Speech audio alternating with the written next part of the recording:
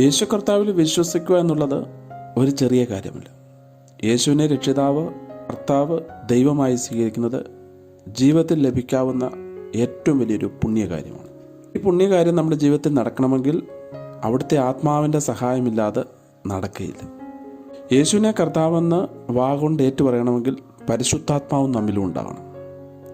പരിശുദ്ധാത്മാവ് പ്രവാഹം നമ്മിലും ഉണ്ടാകുമ്പോൾ മാത്രമാണ് യേശുവിനെ നമുക്ക് സ്വീകരിക്കാൻ കഴിയുന്നതും യേശുവിൻ്റെ മക്കളായി തീരുവാൻ കഴിയുന്നതും. അതെല്ലാവർക്കും കിട്ടുന്ന ഒരു സൗഭാഗ്യമല്ല. എന്നാൽ ഈ സൗഭാഗ്യം ലഭിച്ചവർ എത്ര ഭാഗ്യവാന്മാരെന്ന് തിരിച്ചറിയേണ്ടത് വളരെ അത്യാവശ്യമാണ്. യോഹന്നാന്റെ സുവിശേഷം 7:38 പറയുന്നു, എന്നിൽ വിശ്വസിക്കുന്നവൻ്റെ ഹൃദയത്തിൽ നിന്ന് ജീവജലത്തിൻ്റെ നദിപ്രവാഹമുണ്ടാവും. തിരുവെഴുത്തിൽ അതാണ് പറയുന്നത്. കർത്താവിൽ വിശ്വസിക്കുക എന്നുള്ള മഹത് കാര്യം ചെയ്ത വ്യക്തിയുടെ ഉള്ളിൽ നിന്ന് ജീവജലത്തിൻ്റെ ആത്മാവ് പുറപ്പെടും.